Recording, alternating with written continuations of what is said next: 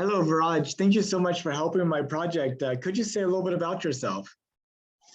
Hello everyone, I am Viraj Bhardwaj and thank you Nathan sir for inviting me on your project and I'm really happy to help you. So if you talk about me then I'm an astronomy enthusiast and currently working as an astrobiology researcher at Nebula Space Organization. It's a student-led organization and we are working on really awesome projects. So that is it and I'm really, I'm a science communicator and I have my own podcast named the Cosmos Chat and I interview really great science communicators around the world on my podcast. And what got you interested in this? So the thing is, I really like astronomy, like mainly some fascinating and mysterious theories like the extraterrestrial life and something about time dilation and all, time travel and dark matter, dark energy. These are the things that really fascinates me and help me to be involved in astronomy. And people like you who are working these great things always inspire me to do something. And these you all motivates me and that's why I want to say thank you to all the science communicators all over the world who are trying to to spread the word of science in the whole world. Um, do you have a telescope? No, I currently not, but I'm planning to get one. When you get a telescope, what are going to be some things you look at? Right, because there are great things to look into the space. Space is really really beautiful. Do you plan to look at like the moon? Yes, moon is one thing that that intrigues humans. Like we humans are very interested in, we can say, moon, and there are a number of missions which are planned or which have which we done on Mars, on moon, sorry, like Apollo 11 and the whole Apollo missions was on moon. So and we all humans like the common people too who doesn't belong to the science background is really interested in what is moon and all. Currently, personally in India, like the country from which I belong, so in India, we take our whole mythology makes all the planets as gods and moon is one of them. So from this we can see that our ancestors had passion in the whole space and they they created something like a story like mythology in which all the planets have their place, and this clearly shows the passion of ancient people in the whole space. Like they were trying to figure out that what's out there and what is it, and that's why we have like really really great astronomers, ancient astronomers, or we can also say them philosophers like Aristotle and in India Aryabhat. So these and many civilizations too, like the Mayans and Babylonians and Greeks and all. So these were very interested in astronomy. I think a large reason for that is if you can imagine before we had electric lights and before we had gas lights, before we had TVs and iPhones, at nighttime, the stars was literally the only show in town. That's true because we have progressed a lot, and there are a number of theories that says that we humans, because of our things which we are doing now, can extinct because like the global warming and the nuclear wars which are the nuclear weapons which we have, and the wars like the Russia-Ukraine war. These are the things which sometimes make us believe that these are the things which can extinct us. But the like as far as I have read the history and as much I know and as much I think, we humans are really really we will find some solution for that. And I don't think we will like our human civilization will end because of our work. We will I just like I'm you can say a futurist person. I really love future, like the things like one of my favorite authors is Michio Kaku, and his books are just amazing. He makes us dive into the concept of future, like the future technologies. We can say like the intergalactic travel, the basis on Moon, Mars, or any other planet. You can say space colonization. These are the things that really fascinates me, and I don't think human race will end soon. And I don't think that, because we humans will obviously find some solution, and we will progress at a much greater speed as of now. I hope so. And it'll only be because of people like you with imagination and interest and curiosity making it happen. That's right, and people like you too. We are who are working like really like who are working for we can say for the sake of our curiosity and for us, like because you, I think you are also in NASA too. I just saw your post on LinkedIn, and it was great. Like I, really, I was really feeling happy for those person who gets to work with the awesome people around the world. And the projects of NASA, like JWST and Perseverance, so these were the things which were a dream for us decades ago, but now it's not. It's like, these amazing people have made this possible and have achieved this great thing, which was not possible for us. We didn't also like dream. We didn't have this in dream too decades ago, but now it's possible. And now we can feel that we will progress at a much greater speed now. So talking about progress, in 1969, we had humans walk on the moon for the first time. We went back uh, for a total of 6 times, and the last time was 1972. And now NASA's planning to send astronauts again to the moon. They're testing out the rocket that will take them later this year on a test flight. And in a couple of years, they should send people around the moon, including the first Canadian. And then in 2025, we'll have people land on the moon again. I was wondering if you had heard about this. Yeah, yes, I have heard about this. And Artemis 1 is that mission, which is gonna again revolutionize our our whole human society. Like in 1969, I think 1969, the first we didn't have we have progressed a lot. Our this flight with this rocket, we can say, is something that is really that have a great thing. It's really we can say progressed from our past rockets and all. And this is gonna be one of the most, and people are also very really excited for that. I personally, like the people I know, who are interested in science, like they are really excited for this mission. And there is we can say just a a website of NASA in which they are taking up the names and going to put it on the rocket, and then they will send it to the moon. And and I saw that one of most of my friends given their name and have sent the ticket of that. And this shows, I was also happy, I am also excited for that mission, because we are again going to the moon. What about it excites you? So Artemis is we can say that don't know before in uh, we can say that we stopped going to moon. We were going to moon for a long time, but then we we stopped going there, and we stopped studying about it. But in the past it was at a very large scale. But but Artemis 1 is that mission which makes us feel, which makes me feel that we can say the main we can say aim of NASA could be that they are trying to create something a living for a a base for living there, like something that from the if because of it we can live there. Like this could be a possibility why NASA is going to the Artemis 1, going to the moon with their new mission. And that makes me feel that they are sort of trying to know more about moon, and also to give us more information about it.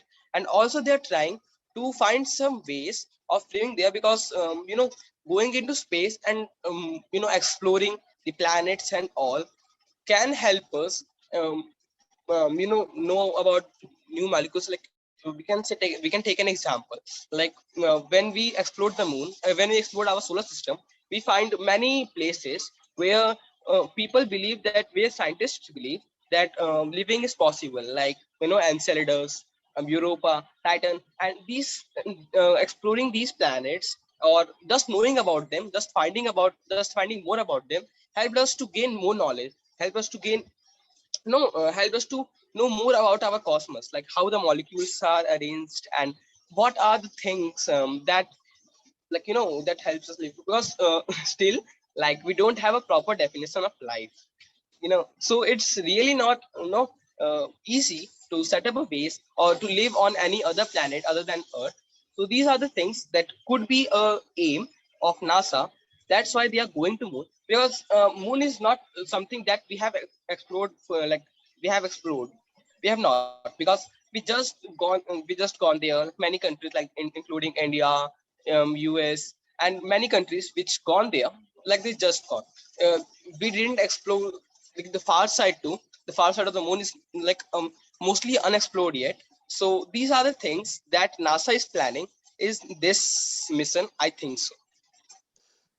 Now, how many do the people around you know about the plans to go back to the moon? You know, like your family and friends and classmates and teachers are like, how many of them do you think know? So this is something that excites people, not only from science background, but from just from common people who don't have any background, or who don't work any, in any science field, in astronomy field, but it still excites them. And my family, my friend are really excited about that. And not only that, my friends from that organization, like in the organization in which I work on, it's just a student led. All the students are there working on many projects. Like, we are developing a satellite, we are developing a rocket named Excalibur. So these are the things. So they all are really excited for this mission. And when it was first shown to us, the Artemis one, like the whole this. So we all were excited. We all talked about it. We arranged a separate meeting for talking all the things, like which can happen, just feeding our curiosity and building our imagination, that what will happen in this mission, and why NASA is doing so, and what this will look like.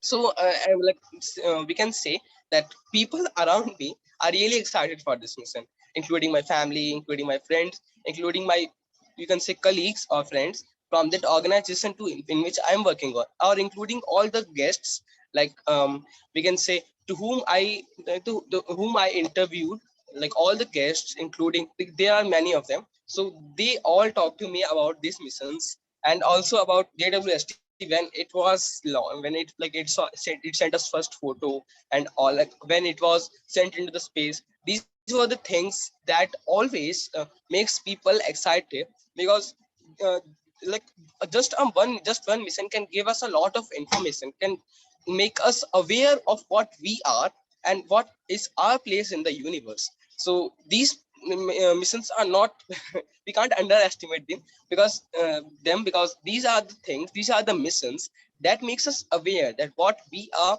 and what is there in our cosmos. And we also try to find some, we also we also found some mysterious things that we don't have answer, for that we don't have answer. But still, it we can say, it feeds our curiosity, it feeds our imagination capability.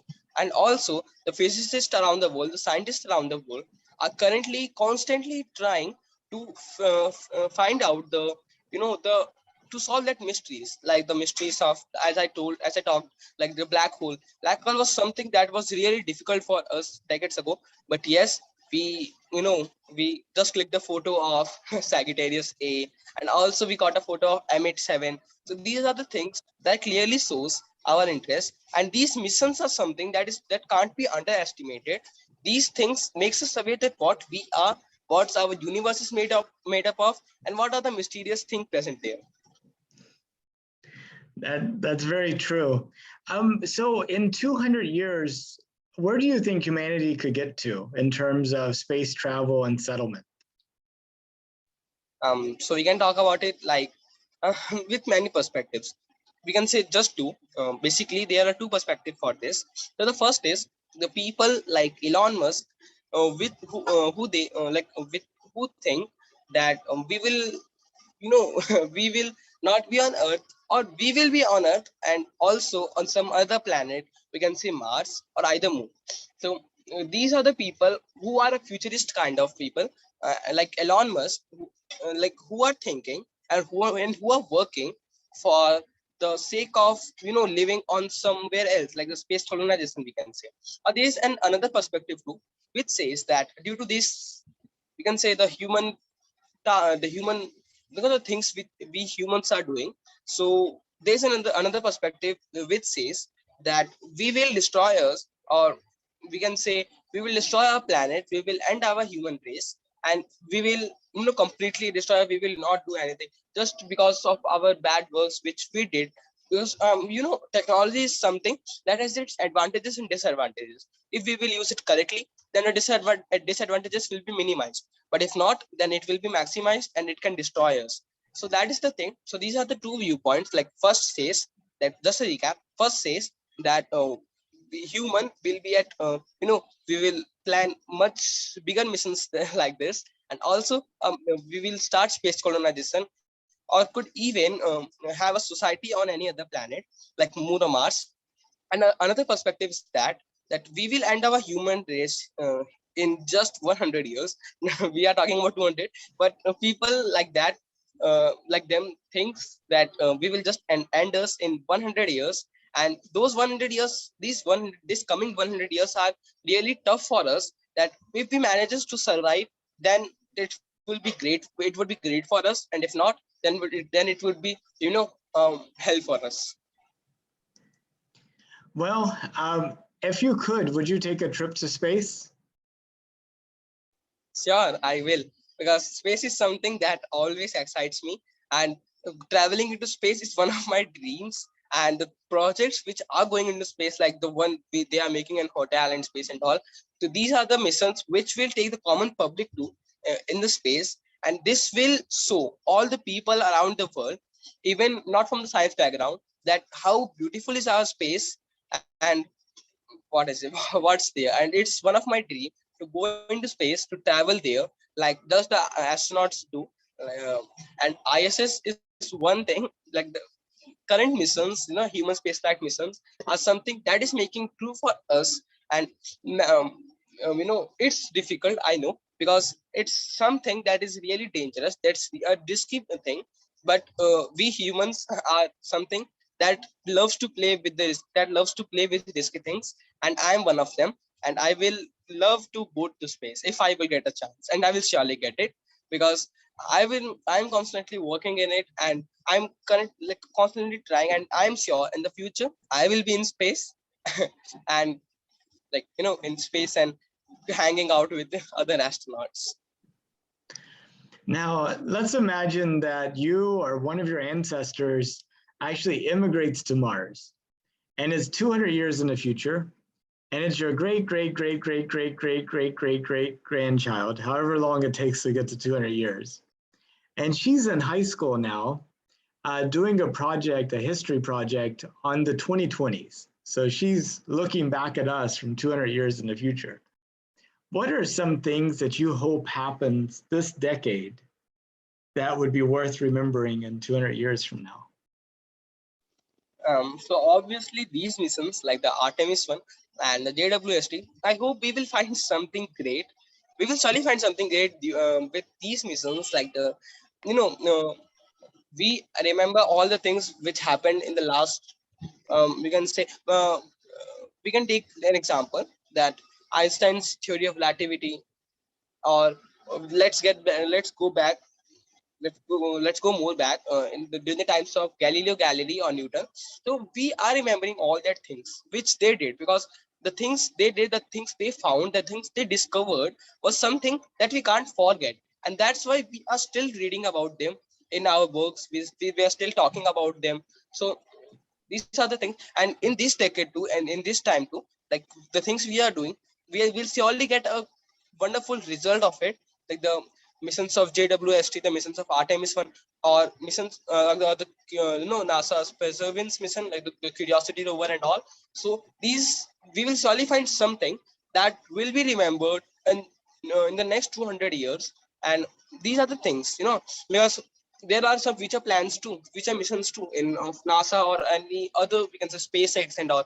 So if we are able to do something great like colonizing space, if we start colonizing space, then this would be the thing which will be remembered 200 years after, 200 years later. So there are a number of things which would be remembered, and I am sure, like from these missions, from all these things which we are doing currently now, so we will get some fruitful result, or we'll find some a totally new thing that we have not discovered yet, because there are a number of things which are still yet to be discovered in our cosmos.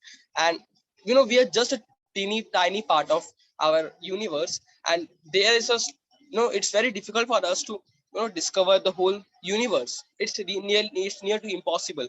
But the things we are doing, the missions we are currently working on, I'm talking about astronomy perspective. So the things we are doing, the missions we are working on, this can give a fruitful result to us, and we will surely find something that would be remembered in the next 200 years, or we will discover something that would be a part of our life in for it would be it would be a part of the life of every human, no matter it's 200 years later.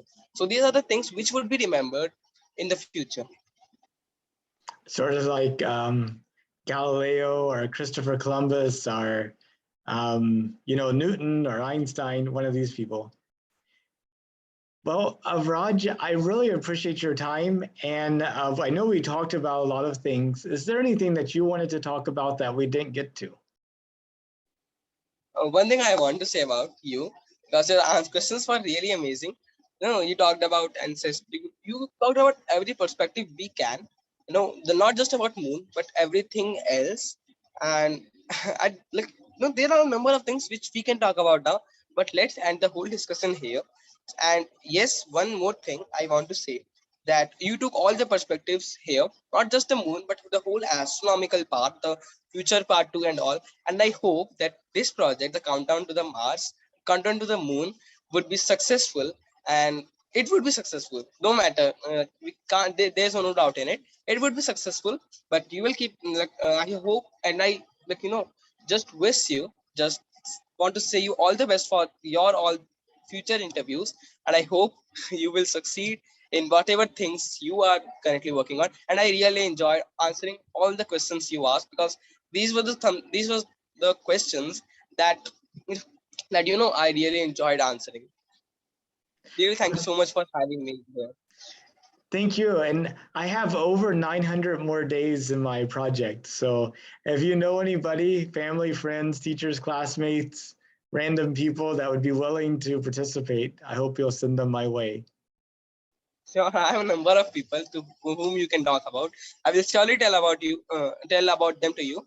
And yes, in the future, I would love if you will come on our podcast, and we will discuss a topic, a scientific topic, in a great way. And because the things you were saying, it really enjoys me. I really enjoyed this thing in the whole meet, and I hope you will come to my podcast too, and we will discuss something really, really great.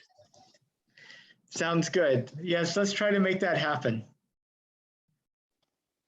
It's your choice. We can do anytime you want in the near future, right? Sounds good. Well, I'll wish you goodbye and I hope you have a good rest of your day. Goodbye. And I think there's night, right? There's It is. night. Yep. It is. Good night to you. Hope you will have a good night. Okay. Bye bye. Bye, sir.